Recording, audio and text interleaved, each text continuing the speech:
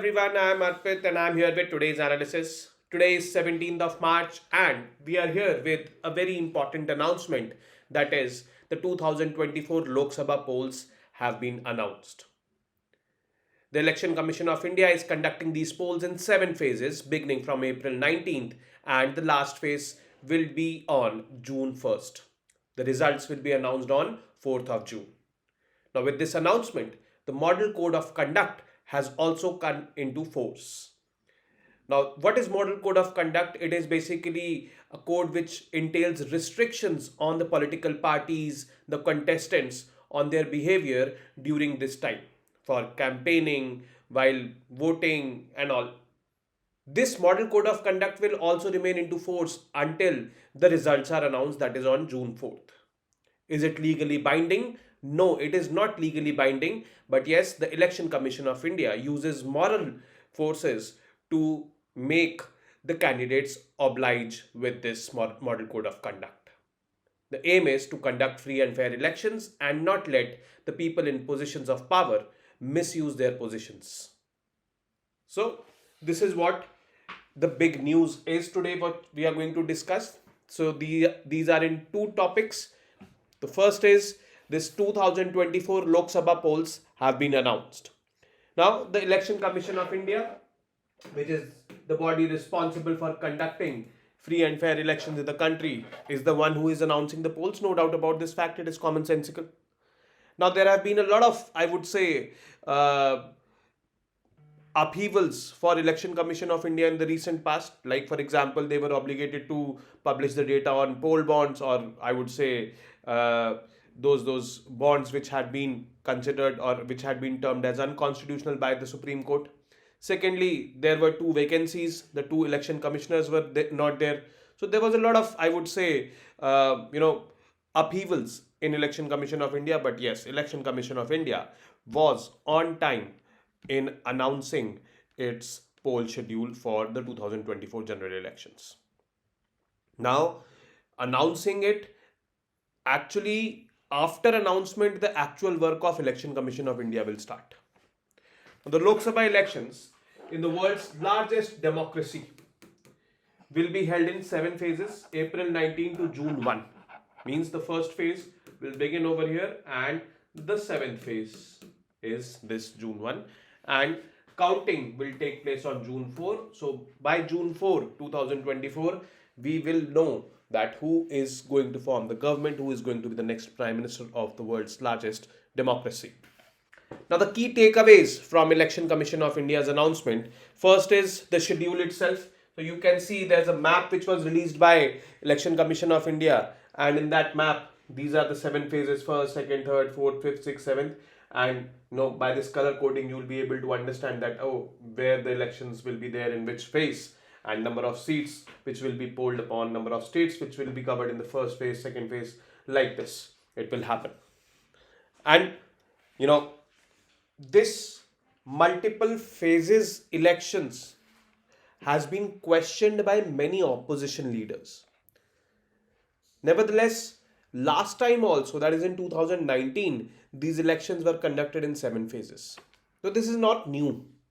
But yes, as aspirants, we also need to look into this thing, that on one side we are talking about one nation, one election. One nation, one election means, it would be required to conduct the entire election in one go. And elections for state legislative assemblies also have to be conducted in one go. The Ramnath Kovind, I would say, committee, the high level committee have recently given these kind of recommendations also. So, Election Commission of India needs to be revamped. It needs to be, increasing its capacity so that it can conduct elections in one go, in one phase. So this is what we need to look into this. It is just a viewpoint of looking at things, connecting various other issues related to elections in India. So this is where that issue is related. So presently, Election Commission of India is not of that capacity that it can conduct the general elections only in one go. We are talking about general elections, state elections, and then the elections at the local level in one go. definitely capacity needs to be increased. Now, how many eligible voters are there in these elections? Now, we've been talking about that India is the world's largest democracy, and it is an established fact. So there are around 96.8 crore registered voters as of now, and this number can increase. It can increase because Election Commission of India has clearly stated that those voters whose names have been missed out from the electoral rolls, they can approach us through our website, or those people who are above 18 years of age, eligible voters they are, and their names have not been included in the electoral rolls, they can get their names included in the electoral rolls. So it is expected that this figure will be somewhere around 97 crores, or it can surpass 97 crores as well. So somewhere around 97 crore voters are there, which is roughly 12.5% of the global population. Of this number, roughly 49.7 crore are men, 47.1 crore are women. And here, the women voters, as per the press conference done by the chief election commissioner, he was stating there's this kind of sex ratio which is there at the country level, national level, that is number of females per 1,000 males. So number of female voters per 1,000 male voters is around 948 this time, and this figure has gone up for the females. So which clearly means that number of female voters have increased, which is a good thing from our country's point of view, which is a good thing because, probably in the next general elections, 2029 general elections, we may witness those elections by taking into account the women reservation bill also. So more number of women voters voting for more number of women candidates can, definitely include women in the electoral processes or increase participation of women in electoral processes. It is making us more inclusive, we can say. We also have 1.8 crore first time voters. Now, if I compare this with 2019, in 2019 also almost 97 crore people were eligible to vote. The same number over here is there. In 2014, 81.45 crore people were eligible to vote. So from the previous general elections, no substantial increase, but yes, from 2014, if we see, the increase is substantial. Now we have this mosaic in front of us, which was, used by the election commissioner also, the chief election commissioner. Number of male voters, 49.7 crore. Number of female voters, 47.1 crore. First time voters, 1.8 crore they are, 18-19 years of age they are. PWDs, 88.4 lakh. Service electors, 19.1 lakh, those who are in the services. Then 82 lakh, 85 plus age voters, they are there. Then 48,000 transgenders. 19.7 crore young voters, means 20 to 29. Now if I take this 19.7 crore plus this 1.8 crore, it will be somewhere around 21 crore, sorry. So these are young voters below 29 years of age, a substantial chunk there. Then 2.18 lakh centenarians, means people above 100 years of age, those who have crossed 100 years. And we've been also hearing that the Election Commission of India is making provisions for these kind of people, the centenarians and the old age people, to collect their votes from their respective residences.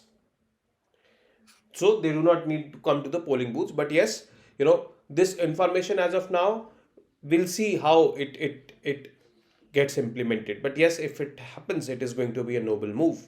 But yes, it is going to be a massive exercise conducting elections in the country, and that too of this magnitude, 96.8 crore people, getting them to vote. Although all 96.8 crore people will not vote, the voter turnout is somewhere around 60 to 70%, and that turnout is considered to be a healthy turnout. But yes, we need maximum people participating in this exercise. What is the process for registering to vote? Now, even if any one of you watching the videos, you can check the electoral rolls on the Election Commission of India's website. And if you are not registered in the electoral roll as a voter, you can apply there only. So if any person who is eligible to vote, an 18+ year old Indian citizen, is left out of the electoral rolls or has had their names deleted. Earlier the name was there, but now it is not there. For some reasons, he can apply to have her name included in the at the earliest. Where can you check? You can check on this particular website, EC's website. Provided it provides details of how to apply for inclusion in electoral rolls and how to check in your name is included or not. And there is one condition, and that condition is that the law does not allow inclusion into the rolls after 3 p.m. on the last day of filing nominations. So if in your constituency the candidates have filed nominations, after that, if you are wanting to include your names in the electoral rolls, you will not be allowed then. So all those activities have to be done before that, before the nomination papers are filed in your respective constituencies. So as a responsible citizen, I would urge everyone to see this, and if you are eligible as a voter to vote, definitely go for voting. This is your right. Now, what are the identity documents required to cast one's vote? See, you might all have heard about voter ID card. It is what in common parlance we call it. Actually, the official name of voter ID card is Elector Photo Identity Card, EPIC. So, Election Commission of India says that when a person is coming at a polling station to cast his or her vote, some identity card has to be carried by that person, and in most of the cases, EPIC means this voter ID card is carried by people. And 99% of eligible voters have been issued voter ID cards also as per Election Commission of India. But Election Commission of India has not restricted the identity cards to EPIC only, means elector photo identity card only. Means if you don't have a voter ID card but your name is there on the electoral roll, you can carry your other documents, your other identity proofs for voting. Other identity proofs like passport, driving license, PAN card, MT Narega job card and Aadhaar card. All these you can carry with yourself. Or any of these you can carry with yourself and cast your vote. Where can you cast your vote? To cater to 1 billion voters, EC will set up multiple polling booth stations, and this time EC is saying that 10.5 lakh polling stations will be set up all across the country. The EC has set, Election Commission of India has clearly, set an aim for itself that the polling booths have to be within 2 kilometers of your residence, so that ease of voting is achieved by the voters. You don't have to travel 10 kilometers or 15 kilometers or 5 kilometers for that matter also. Within 2 kilometers there will be a polling booth station, and you can know about your polling booth station from the EC's website and other areas as well. There are multiple apps which are there on the internet which you can use, and one of these apps have been launched by Election Commission of India only. So in my upcoming videos, I will be dealing with this technological interface which Election Commission of India is using, or technological intervention done by the Election Commission of India in this particular election. That is part of our digital public infrastructure as well. So this needs to be taken care of. Now, how many EVMs will be needed? EVMs are electronic voting machines. Nearly 55 lakh electronic voting machines will be used. Electronic voting machines along with VVPAT machines. VVPAT is voter verifiable paper audit trail. This is a VVPAT machine. This is an EVM. Now EVM, you press a button, whatever you want to, whichever political party's candidate you want to vote for, and then whomever you have voted for, you can verify your vote on a VVPAT. VVPAT is for that purpose, that you've clicked on, let's suppose political party X's candidate, and against that symbol you've clicked, and you can check on VVPAT that a printout will come and it will say that okay, you've voted for this candidate at this is time, this is that. So your vote is verified. This actually makes elections free and fair. In 2019, the EC had requisitioned 23.3 lakh ballot units where votes are cast, 16.3 lakh 35 control units where tallies are stored, and 17.4 lakh VVPAT machines. Now, what has changed with this announcement? So, as candidates, as aspirants, it is very important to know that as the announcement to the elections are done, the schedule is announced. Immediately from that very day, a model code of conduct is implemented. What is a model code of conduct? It is basically a set of guidelines issued to regulate political parties and candidates prior to elections. Now, let's suppose I am a candidate who is wanting to conduct or contest in the elections. I belong to a political party X. My political party is in power, either in the state or in the center. But it is in power. Let's assume it is in power in both the places, in the state as well as in the center. Now, there can be chances that I can misuse my government's position to influence the voters. I can also use the taxpayers' money for doing my campaigning. Quite possible, because I am in the government, I have access to all those resources. But this model code of conduct ensures that I do not misuse these kind of, or I do not misuse my position. Because when you are running up to the elections, there is a government already there which is running the country or running the state. It is not like that the government is dissolved. There is already a government which is there in place, and when you are there in the government, or when your political party is there in the government, you have access to all those resources. But those should not be misused. You should not be advertising using government, I would say, machinery, or on government platforms like Doordarshan and all. Because you can do it, you are in the government. But this will not create a level playing field.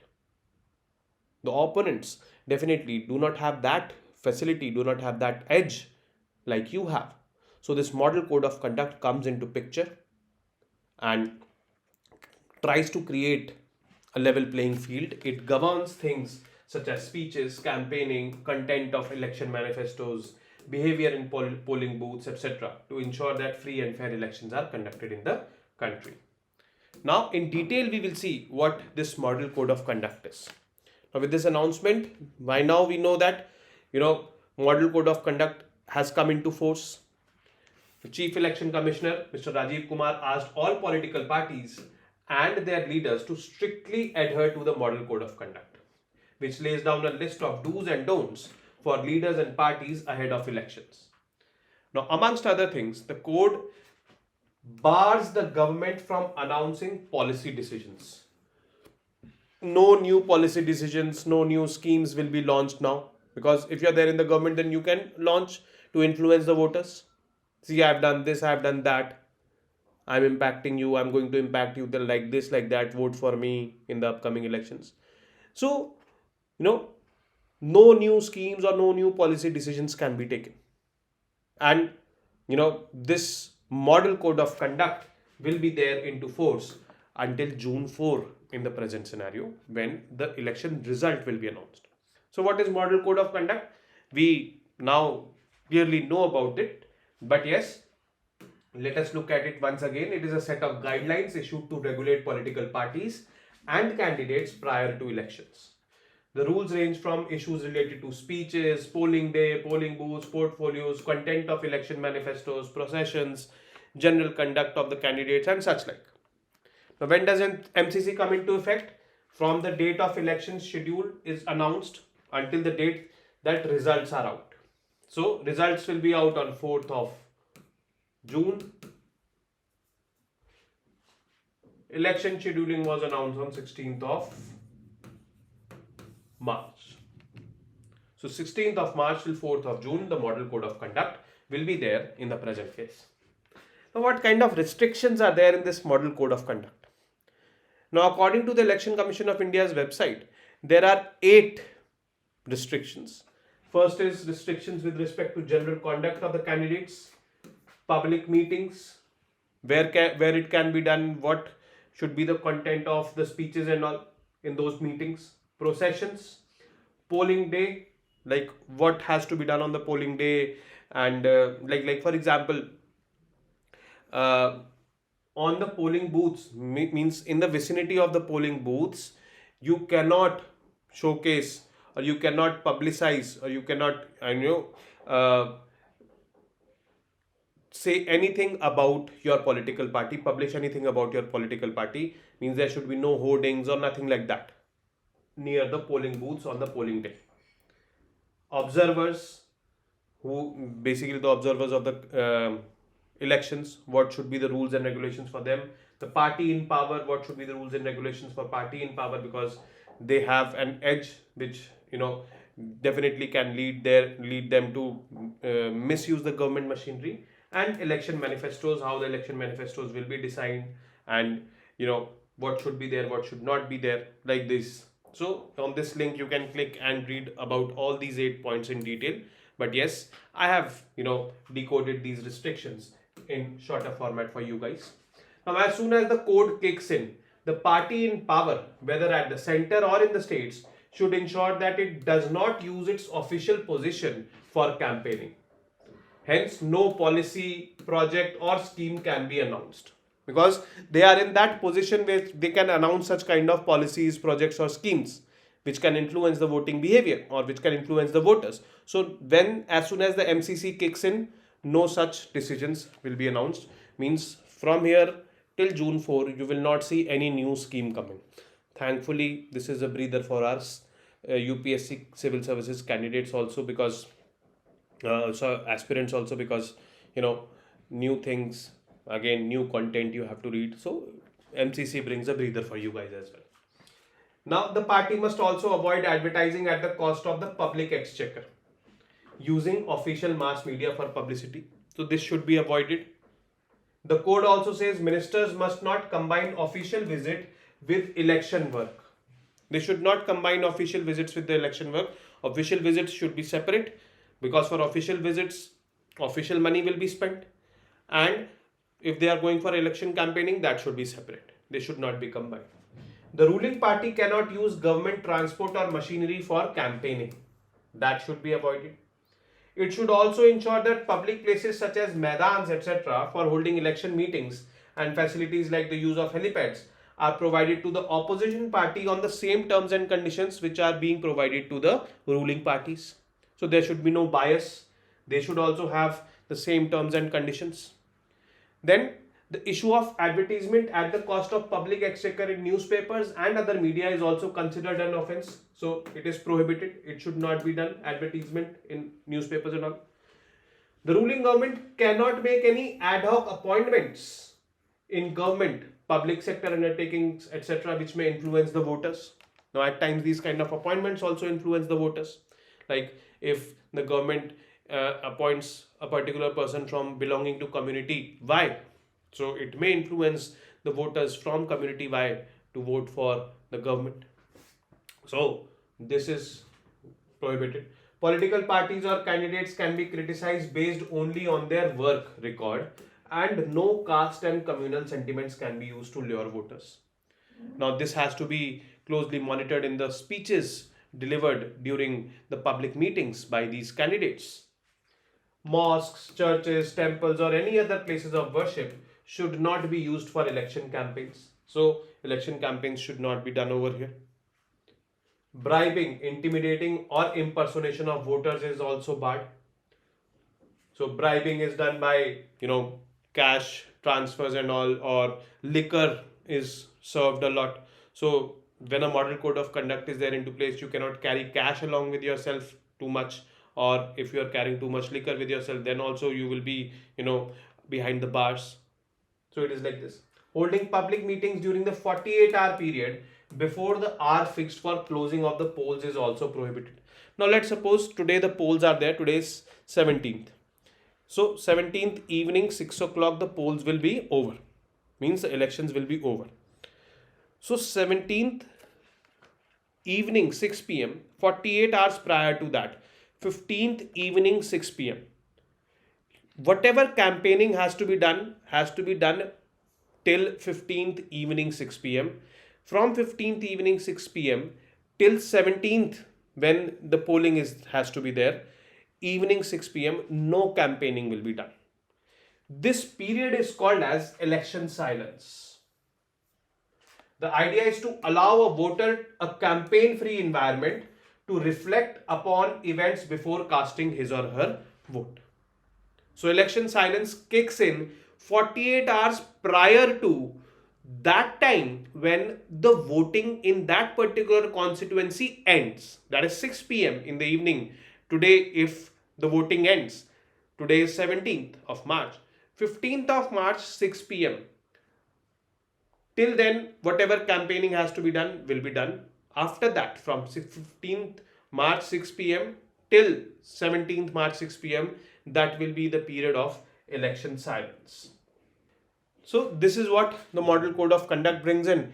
And when we were, advocating for one nation, one election, there was one point that the Model Code of Conduct, when it kicks in, so it disrupts a lot of activities.